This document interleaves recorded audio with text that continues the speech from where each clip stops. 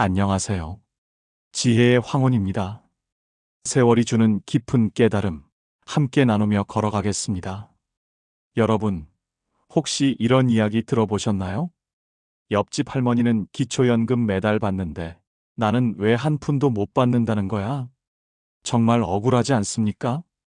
똑같이 65세가 넘었는데, 똑같이 소득이 없는데, 똑같이 평생 열심히 살아왔는데, 어떤 분은 매달 32만 원을 받고 어떤 분은 아예 받지 못합니다. 더 억울한 건요. 받던 연금이 갑자기 끊어지는 경우도 있다는 겁니다. 아들이 용돈 조금 보내줬을 뿐인데 연금이 중단됐어요. 적금 하나 해약했더니 기초연금이 없어졌어요. 전세금이 조금 높다고 탈락이래요. 이런 말도 안 되는 일들이 실제로 일어나고 있습니다.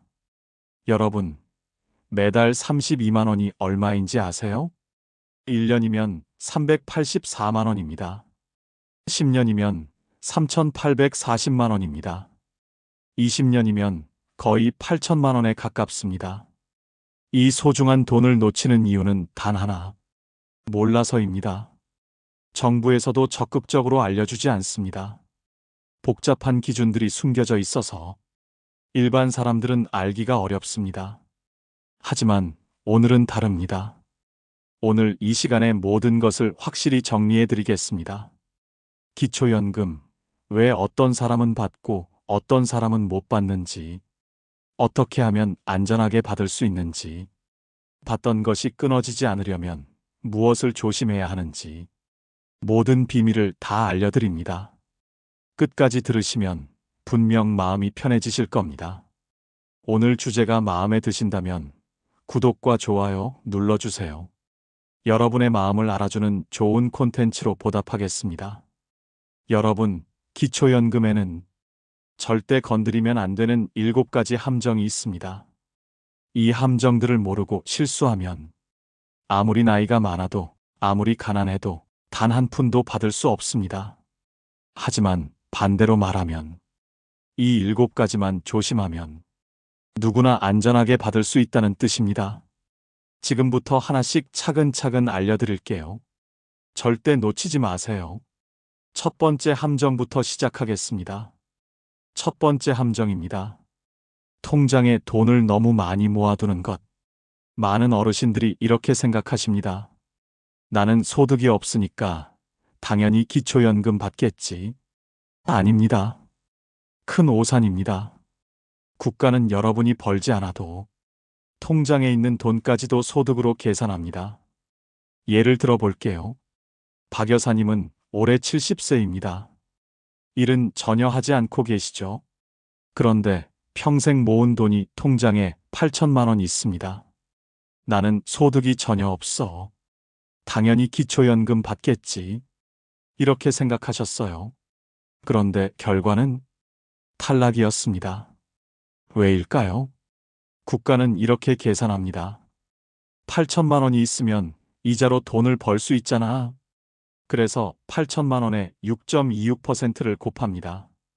그러면 1년에 500만 원, 한 달에 42만 원이 나옵니다. 박 여사님은 한 달에 42만 원을 버는 사람이야.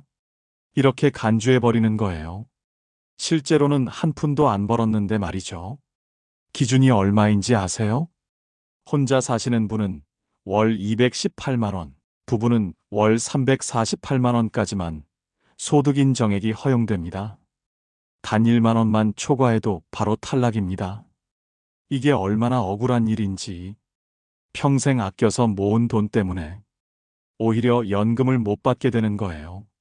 하지만 방법이 있습니다. 똑같은 8천만 원이라도 어떻게 관리하느냐에 따라 결과가 완전히 달라집니다.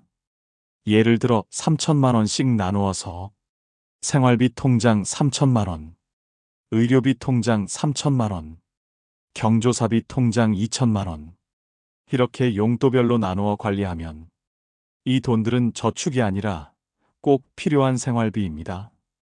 이렇게 인정받을 가능성이 높아집니다. 물론 단순히 통장만 나누면 안 되고요. 실제로 그 용도로 써야 합니다.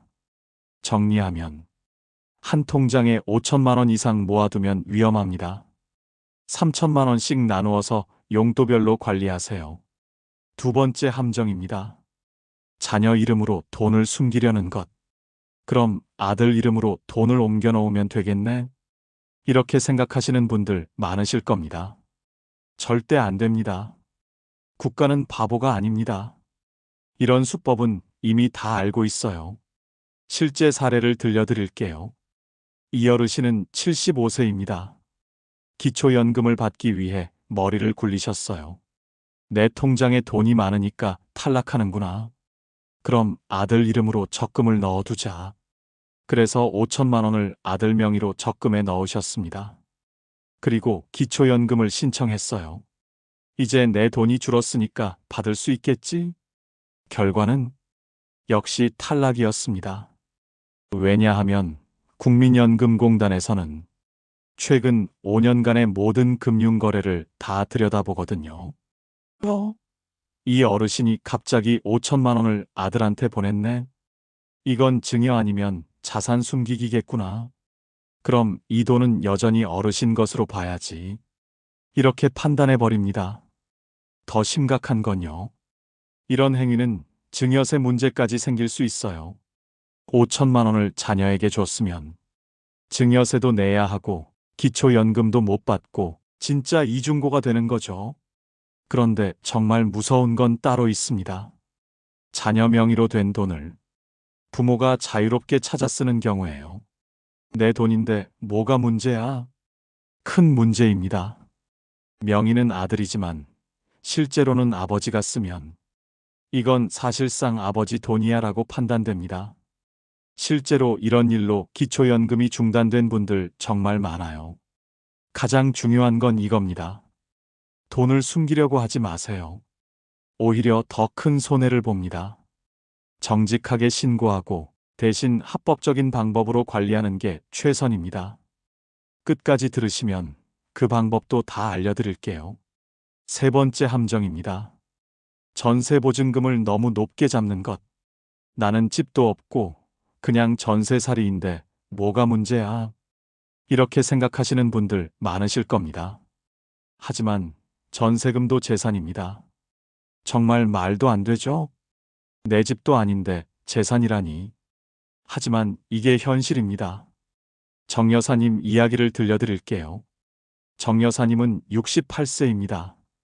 서울에서 전세로 사시는데 보증금이 1억 5천만 원이에요. 나는 집도 없고 소득도 없어. 당연히 기초연금 받겠지. 하지만 결과는 탈락이었습니다. 국가에서는 이렇게 계산했거든요. 1억 5천만 원이 있으면 이자 수익이 생기잖아. 1억 5천만 원 곱하기 4%는 600만 원. 600만 원 나누기 12개월은 50만 원. 정 여사님은 매달 50만 원을 버는 사람이야. 이렇게 간주해버린 거예요. 혼자 사는 사람 기준이 월 218만 원인데 50만 원만 더 있어도 벌써 268만 원이 됩니다. 기준을 훌쩍 넘어버리는 거죠. 억울해요. 그 돈 제 돈도 아니고 집도 제 거 아닌데. 이 말 아무 소용 없습니다. 제도가 그렇게 되어 있어요. 그런데 여기서 중요한 깨달음이 있습니다. 가장 놀라운 변화는 이제부터입니다. 전세를 일부 월세로 바꾸면 오히려 유리해질 수 있다는 겁니다. 예를 들어 볼게요. 전세 1억 5천만 원을 보증금 5천만 원 월세 50만 원으로 바꾼다면 보증금 5천만 원 곱하기 4%는 200만 원. 200만 원 나누기 12개월은 17만 원. 월세 50만 원은 지출이니까 빠집니다. 결과적으로 소득 인정액이 훨씬 낮아지는 거예요. 그럼 월세가 더 유리하네? 맞습니다. 기초연금 기준에서는 그래요. 물론 매달 월세 나가는 게 부담스럽긴 하죠. 하지만 계산해 보세요. 월세 50만 원 곱하기 12개월은 600만 원. 기초연금 32만 원 곱하기 12개월은 384만 원. 월세로 600만 원 더 내지만 기초연금으로 384만 원 받으니까 실질 손해는 216만 원입니다. 그런데 전세로 있으면 기초연금을 아예 못 받아요. 그럼 384만 원을 완전히 잃는 거죠. 어떤 게 더 유리한지 이제 아시겠죠?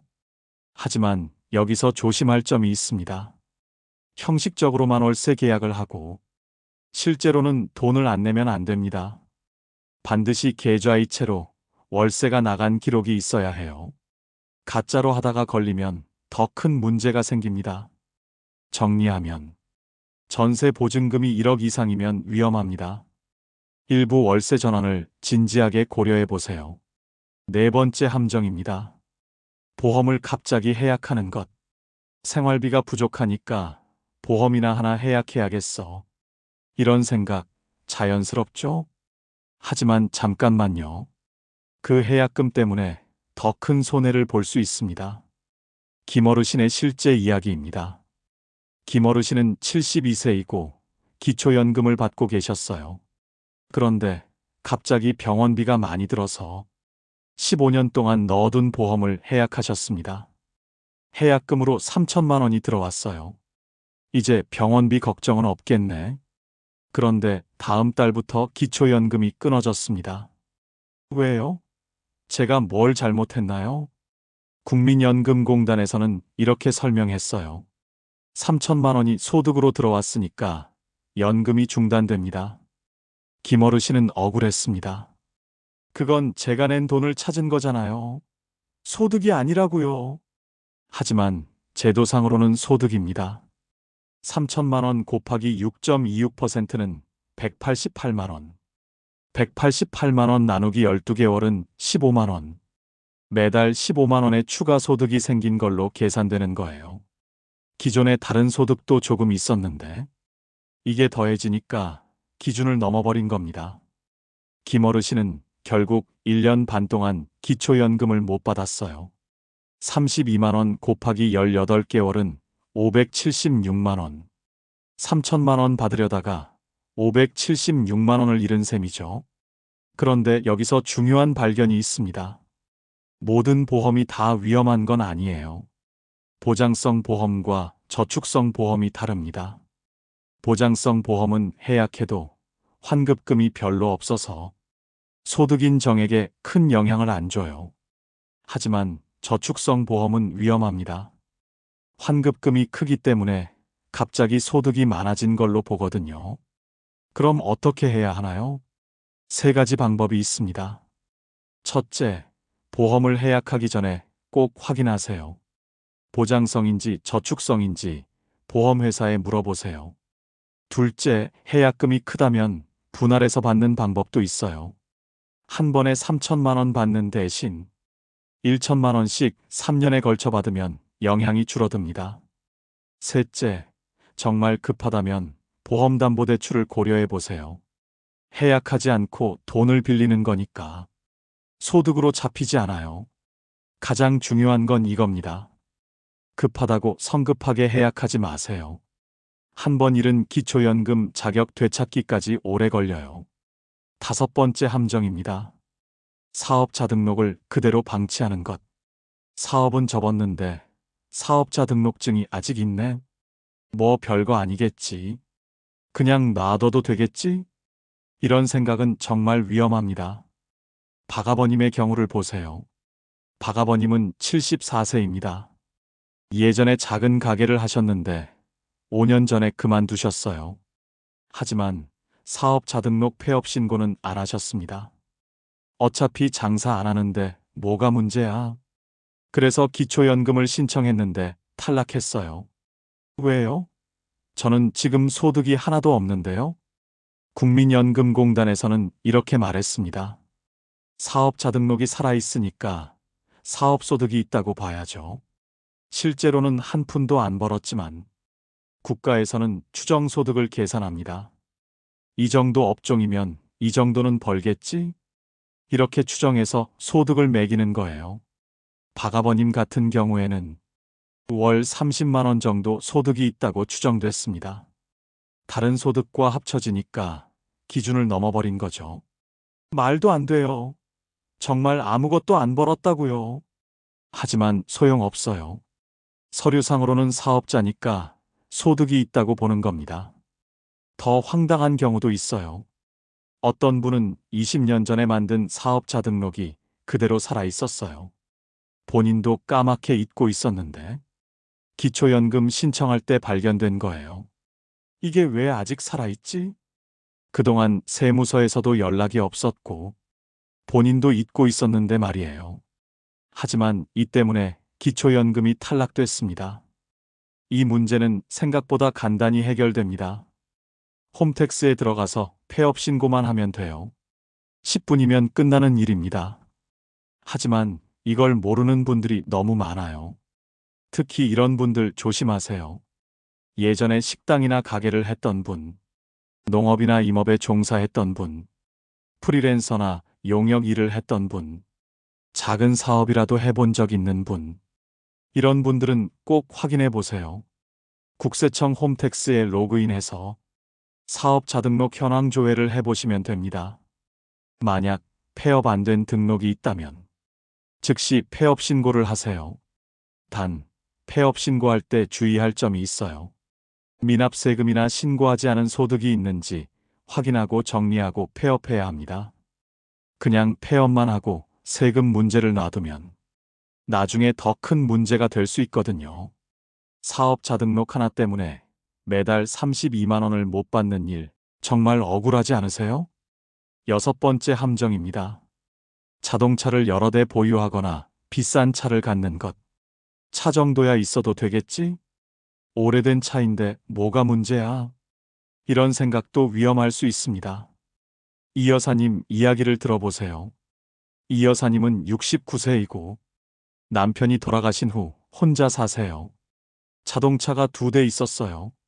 하나는 본인이 타는 소형차, 다른 하나는 남편이 타던 SUV였습니다. 소형차는 10년 된 중고차라 시세가 500만 원, SUV는 15년 됐지만 원래 비싼 차라 시세가 1,800만 원이었어요. 어차피 다 오래된 차인데 별 문제 없겠지? 하지만 기초연금 신청 결과는 탈락이었습니다. 자동차도 재산으로 계산되거든요. 500만 원 더하기 1,800만 원은 2,300만 원. 이게 소득 인정액에 포함되면서 기준을 넘어버린 거예요. 그럼 차를 팔아야 하나요? 꼭 그럴 필요는 없어요. 하지만 전략이 필요합니다. 이 여사님은 이렇게 해결했어요. SUV는 중고차 업체에 팔았습니다.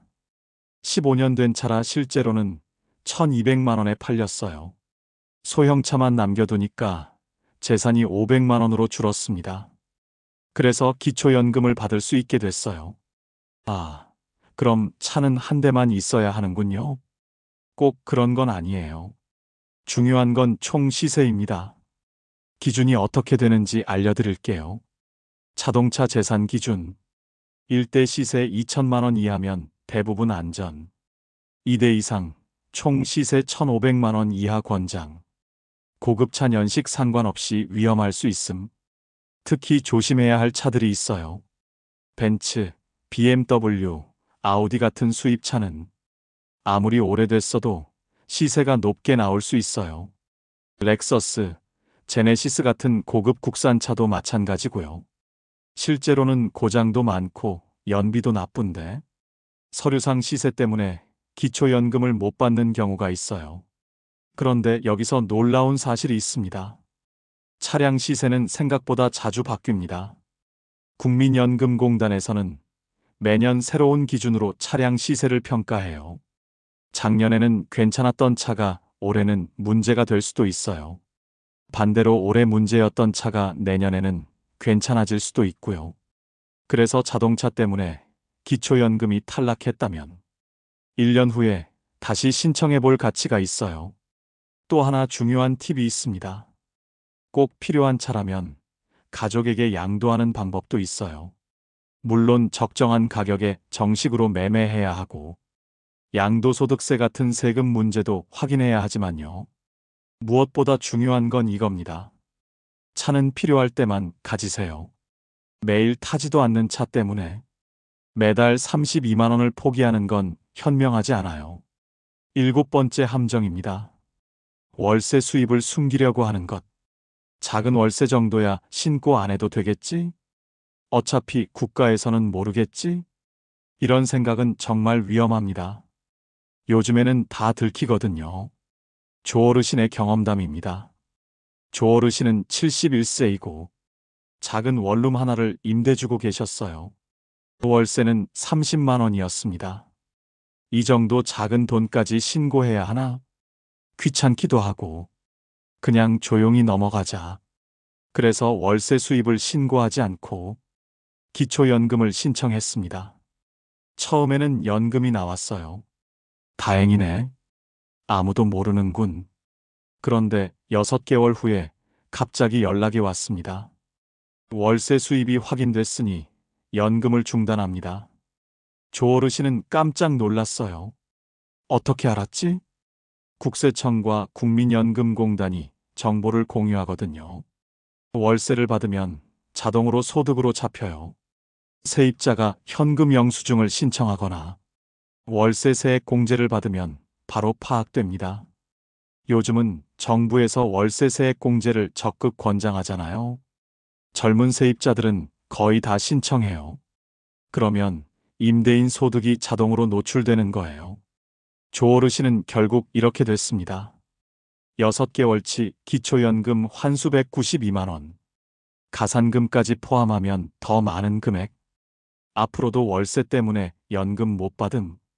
숨기려다가 더 큰 손해를 본 거죠. 그럼 월세 받으면 기초연금을 아예 못 받는 건가요? 그렇지 않아요. 정직하게 신고하면 방법이 있어요. 월세 30만 원이면 연간 360만 원이에요. 여기서 필요경비를 빼면 실제 소득은 줄어들어요. 부동산 관련 세금, 관리비나 수리비, 감가상각비, 기타 필요경비, 이런 것들을 빼고 나면 실제 소득인 정액은 월 20만 원 정도로 줄어들 수 있어요.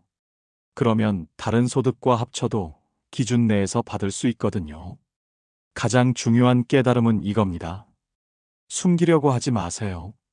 오히려 정직하게 신고하고 합법적인 방법으로 절세하는 게 훨씬 유리해요.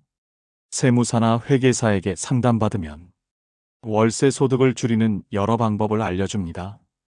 여러분, 지금까지 7가지 함정을 모두 살펴봤습니다. 이제 기초연금을 안전하게 받는 방법은 아시겠죠? 하지만 솔직히 말씀드릴게요. 기초연금 32만 원만으로는 부족하다고 느끼시는 분들 많으실 거예요. 이 돈으로는 생활비도 빠듯한데. 그래서 준비했습니다. 기초연금 외에 추가로 받을 수 있는 4가지 혜택을 알려드릴게요. 이것들까지 다 받으면 한 달에 100만 원 이상도 가능합니다. 첫 번째 혜택부터 시작해 볼게요. 첫 번째 혜택입니다. 주택연금, 집 있으면서 생활비 받기. 내 집은 있는데 당장 생활비가 없어요. 자식들한테 손 벌리기도 미안하고 노후가 너무 팍팍하네요. 이런 말씀 많이들 하시죠? 그럴 때 꼭 살펴보셔야 할 제도가 바로 주택연금입니다. 이건 내가 지금 살고 있는 집을 담보로 맡기고 그 집에서 쫓겨나지 않고도 매달 일정 금액을 연금처럼 받는 제도입니다. 쉽게 말해 집을 팔지 않고 생활비를 만드는 방법인 거죠. 자격 조건은 이렇습니다. 부부 중 한 명이 만 55세 이상, 주택의 공시가격이 12억 원 이하일 것. 예를 들어 서울에 아파트 한 채가 있는 70대 부부가 있다고 해볼게요. 이 부부가 주택연금에 가입하면 그 집에서 계속 살면서도 매달 100만 원에서 200만 원까지 생활비를 받을 수 있습니다. 그리고 많은 분들이 걱정하시는 게 있어요. 그럼 집은 나라에 뺏기는 거 아니에요? 절대 그렇지 않습니다. 집은 여전히 본인 명의로 남아 있고요. 부부가 모두 사망한 후에도 자녀가 집을 물려받을 수 있습니다. 그때는 지급된 연금액만 상환하거나 집을 팔아서 정리하면 됩니다. 중요한 건 살고 있는 동안 절대 쫓겨나지 않는다는 것. 이건 법으로 보장되어 있으니 걱정하지 않으셔도 됩니다. 두 번째 혜택입니다. 농지연금, 농지로 매달 용돈 받기. 나는 집도 없고 가진 거라곤 시골 밭 하나뿐이야. 그거 팔아도 돈 안 되고 그냥 그대로 두고만 있어요. 그런데 여러분, 그 밭 한 마지기도 그냥 놔두면 손해입니다. 왜냐하면 기초연금이나 각종 복지 혜택에서는 그 땅도 재산으로 계산되거든요. 실제로 돈은 하나도 안 생기는데 있는 재산으로 분류돼서 탈락 사유가 되는 경우도 많습니다. 그래서 등장한 게 농지연금입니다. 이건 말 그대로 내가 가진 농지를 담보로 매달 연금을 받는 제도입니다. 신청 조건은 다음과 같습니다. 만 65세 이상 고령자, 소유한 농지가 실제로 농사지었던 땅일 것. 현재 직접 농사를 짓지 않아도 일정 요건을 충족하면 가능. 그럼 얼마를 받을 수 있느냐? 농지의 위치, 크기, 시세에 따라 달라지긴 하지만 적게는 월 20만 원, 많게는 월 80만 원 이상까지도 수령 가능합니다. 생각해 보세요. 아무도 찾지 않는 논밭, 그냥 가지고만 있는 것보다 매달 생활비가 생긴다면 훨씬 유리하지 않겠습니까? 세 번째 혜택입니다. 노인 일자리, 건강하게 일하며 돈 벌기. 몸은 아직 쓸만한데 마땅한 일이 없어요. 일하려 해도 나이 많다고 다들 안 뽑아요. 그럴 때 꼭 알아보셔야 할 게 바로 노인 일자리 사업입니다. 이건요, 단순히 돈 벌기 위한 일자리가 아닙니다. 건강도 챙기고 사회와 연결되는 기회이기도 합니다. 신청 자격은 만 60세 이상이면 대부분 가능합니다. 일자리는 생각보다 다양합니다. 어린이 보호구역에서 교통지원 활동, 동네 경로당이나 복지시설의 안내 도우미, 초등학교 앞에서 안전지킴이 역할, 공원이나 동네 환경을 정리하는 공공시설 정비 활동.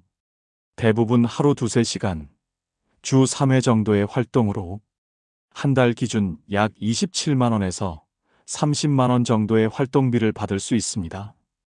중요한 건 이 활동비는 소득으로 간주되지 않기 때문에 기초연금과 중복수급도 가능합니다. 즉, 기초연금도 받고 활동비도 따로 받고 건강까지 챙길 수 있으니 일석삼조인 거죠. 네 번째 혜택입니다.